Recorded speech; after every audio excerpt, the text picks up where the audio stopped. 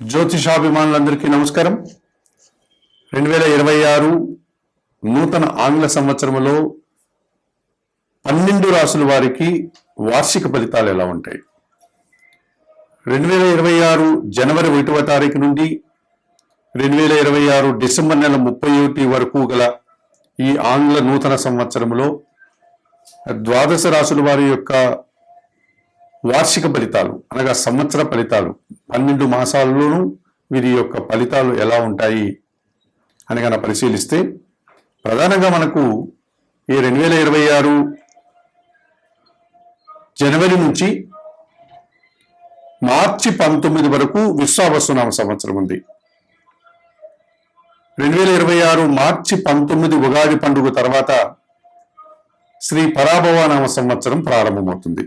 అనగా 2026 ఆంగ్ల సంవత్సరంలో శ్రీ విశ్వావసునామ సంవత్సరం ఉంది, శ్రీ పరాభవనామ సంవత్సరం. ఈ తెలుగు 2 సంవత్సరాలు కూడా ఈ ఆంగ్ల సంవత్సరంలోనే మనకు ఉండడం ఒక సంతోషకర వాతావరణంగా చెప్పుకోవచ్చు.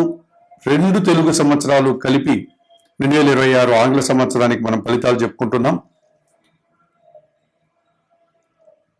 ఈ విశ్వావసు పరాభవనామ సంవత్సరాల కలయిక అయినటువంటి 2026 ఆంగ్ల సంవత్సరంలో బృహస్పతి ధనస్సు రాశికి మీనరాశికి అధిపతి అయినటువంటి ఈ బృహస్పతి 2026 జూన్ నెల 2వ తారీఖు వరకు మిథున రాశిలోనే సంచారం కొనసాగిస్తాడు. 2026 జూన్ 2 తర్వాత ఆయన మిథున రాశి నుంచి బయలుదేరి కర్కాటక రాశిలోని ప్రవేశిస్తాడు. అనగా గురు సంక్రమణం జరుగుతుంది.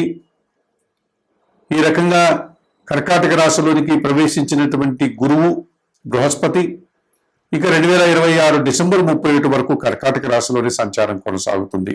అనగా జూన్ 2 వరకు మిథున రాశిలో గురు సంచారం ఉంటుంది.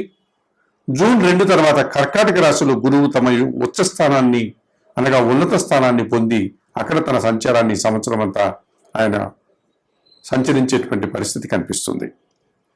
అలాగే శని భగవానుడు ఈ మకర కుంభరాశులకి అధిపతి అయినటువంటి శని భగవానుడు మీనరాశిలో సంచరిస్తున్నాడు.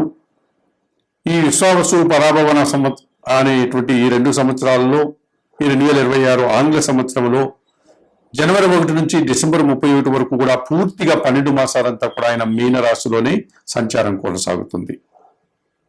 ఇక రాహువు కుంభరాశిలో సంచరిస్తున్నాడు. ప్రధానమైనటువంటి ఛాయాగ్రహాల్లో ప్రధాన గ్రహమైనటువంటి ఈ రాహువు కుంభరాశిలో తన సంచారాన్ని కొనసాగిస్తున్నాడు. ఈయన 2026 డిసెంబర్ 5వ తారీఖు వరకు కుంభరాశిలోని ఈయన సంచారం కొనసాగుతుంది.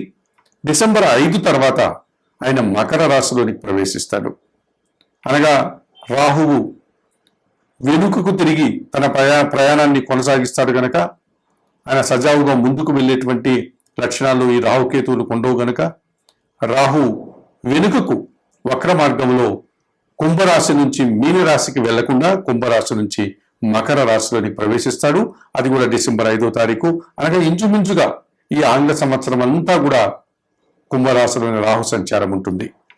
అలాగే కేతువు కూడా ఈ 2026 డిసెంబర్ 5 వరకు ఆయన సింహరాశిలో సంచారం కొనసాగిస్తాడు.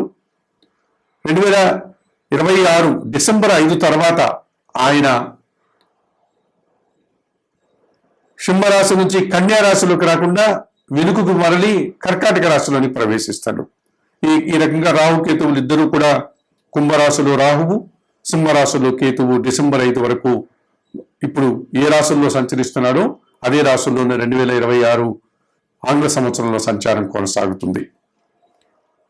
మరి ఇటువంటి పరిస్థితుల్లో ఈ ఆంగ్ల సంవత్సరంలో ముందుగా మనం 12 రాశుల యొక్క వార్షిక ఫలితాలని పరిశీలించేటప్పుడు 2026 ఆంగ్ల సంవత్సర శుభాకాంక్షలతో ఈ నూతన ఆంగ్ల సంవత్సర శుభాకాంక్షలతో 2026లో కర్కాటక రాశి వారి యొక్క వార్షిక ఫలితాలు. ఈ కర్కాటక రాశి వారికి మిశ్రమ ఫలితాలు వచ్చే పరిస్థితి కనిపిస్తుంది. ఈ ఆంగ్ల సంవత్సరంలో అనగా 50% శుభఫలితాలు 50% ప్రతికూల ఫలితాలకు అవకాశం ఉంది. మీకు షష్టమ భాగ్యాధిపతి అయినటువంటి గురువు ఈ కర్కాటక రాశి వారికి వ్యయములో సంచరిస్తున్నాడు. పోటీ ప్రపంచంలో మీరు కాస్త వెనకడుగు వేస్తారు. అనగా మిథున రాశిలో గురువు సంచారం జూన్ 2 వరకు, 2026 జూన్ 2 వరకు. కర్కాటక రాశి వారికి అది 12వ భావం కావడం వల్ల వ్యయములో గురువు సంచారం మీకు పూర్తిగా ప్రతికూల ఫలితాలను ఇస్తుంది, అనగా వ్యతిరేక ఫలితాలను ఇస్తుంది. విద్యారంగంలో మీరు ఆశించిన ఫలితాలు రావు. పోటీ ప్రపంచంలో వెనకడుగు వేస్తారు. పుణ్యఫలం తగ్గిపోతుంది. సమాజంలో మీకు కొన్ని నిందలు పడాల్సిన పరిస్థితి కనిపిస్తుంది. ఖర్చులు పెరిగిపోతాయి. చిన్న చిన్న అనారోగ్య సమస్యలు కూడా మీరు ఎదుర్కోవాల్సి ఉంటుంది. ఆర్థిక సమస్యలు కూడా మిమ్మల్ని ఇబ్బంది పెడతాయి. మరి జూన్ 2 తర్వాత కర్కాటక రాశిలోనికి గురువు ప్రవేశించడం వల్ల జూన్ 2 నుంచి 2026 పూర్తిగా డిసెంబర్ 31 వరకు కూడా గురువు సంచారం కర్కాటక రాశిలో ఉండడం, కర్కాటక రాశిలో ఉచ్చ స్థానంలో సంచరించడం వల్ల మీకు జన సంబంధాలు పెరుగుతాయి. మీ మాటకు విలువ పెరుగుతుంది. పోటీ ప్రపంచంలో మీదైనటువంటి శైలిలో విజయాన్ని సాధించుకోగలుగుతారు. విద్యార్థులకు శుభ ఫలితాలు వస్తాయి. ఇంటర్వ్యూల్లో విజయం సాధిస్తారు. పోటీ పరీక్షల్లో విజయం సాధిస్తారు. పుణ్యఫలం పెరుగుతుంది. సమాజంలో గౌరవ మర్యాదలు వస్తాయి. ఉద్యోగాలు సంపాదించుకుంటారు. వ్యాపారాలు ప్రారంభిస్తారు. గౌరవ మర్యాదలు కానీ మీదైనటువంటి శైలిలో గుర్తింపును కానీ తెచ్చుకోగలుగుతారు. మరి 2026 ఆంగ్ల సంవత్సరంలో సప్తమ అష్టమాధిపతి శని భగవానుడు భాగ్యములో సంచరిస్తున్నాడు. మీనరాశిలో 50% శని భగవానుడు మీకు సుఫలితాలను అందిస్తాడు. జీవిత భాగస్వామి సహకారం బాగుంటుంది. వ్యాపార భాగస్వాముల సహకారం బాగుంటుంది. పరివార సహకారంతో ఇంటా బయట కొన్ని పనులు పూర్తి చేసుకుంటారు. వ్యవసాయ రంగంలో లాభాలు అందుకుంటారు. అనుకోకుండా నూతన అవకాశాలు కానీ నూతన ఫలితాలు కానీ అందుకుంటారు. ఆర్థికంగా బలపడతారు. పరివార సహకారం బాగా ఉంటుంది. ఇంటా బయట కూడా మీరు అనుకున్న పనులు పూర్తి చేసుకోగలుగుతారు. ఇక అష్టమ భావంలో కుంభరాశిలో రాహువు సంచరిస్తున్నాడు. పూర్తిగా వ్యతిరేక ఫలితాలు వచ్చే పరిస్థితి కనిపిస్తుంది. అనారోగ్య సమస్యలు, ఆర్థిక సమస్యలు, దుబారా ఖర్చులు, దుబారా ఆలోచనలు, విదేశీ వ్యవహారాలు ప్రతికూలంగా ఉంటాయి.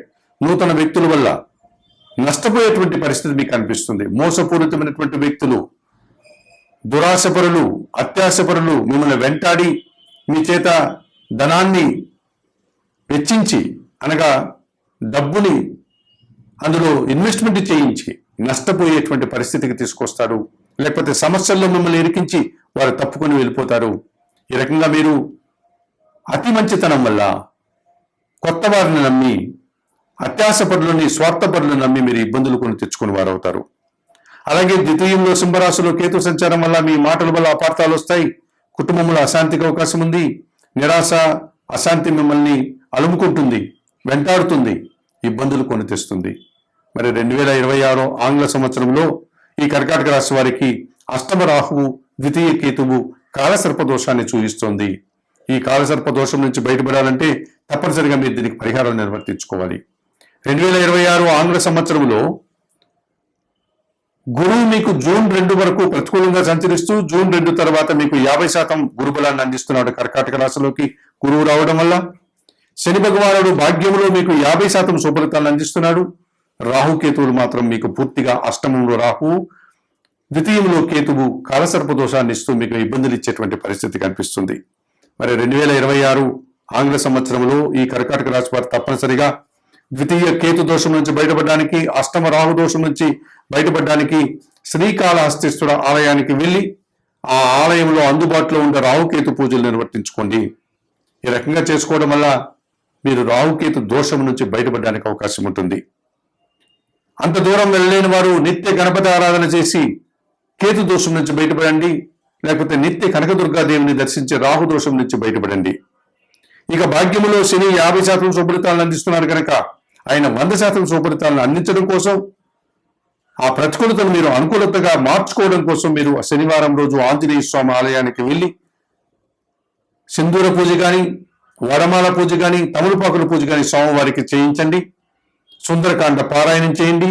వయోవృద్ధులకు, గోవులకు మీ చేతనైనంత వరకు శనివారం రోజు ఆహార పానీయాలు అందించండి. జూన్ 2 వరకు కూడా గురువు ప్రతికూలంగా ఉన్నాడు కనుక ఏమాత్రం అవకాశం ఉన్న గురు దేవుళ్లను సందర్శించి వారికి నమస్కరించుకోండి. అర్చనాది కార్యక్రమాలు గురువారం రోజు నిర్వర్తించండి. ఈ కార్యక్రమాలు, పరిహారాలతో పాటు కర్కాటక రాశి వారు తప్పనిసరిగా ఈ 2026 ఆంగ్ల సంవత్సరంలో ప్రతిరోజు ఉదయాన్నే నిద్రలేసి సూర్య భగవాన్ని దర్శించి సూర్య భగవాన్ని నమస్కరించుకోవడం వల్ల మరింతగా మంచి ఫలితాలను ఈ సంవత్సరంలో పొందగలుగుతారు.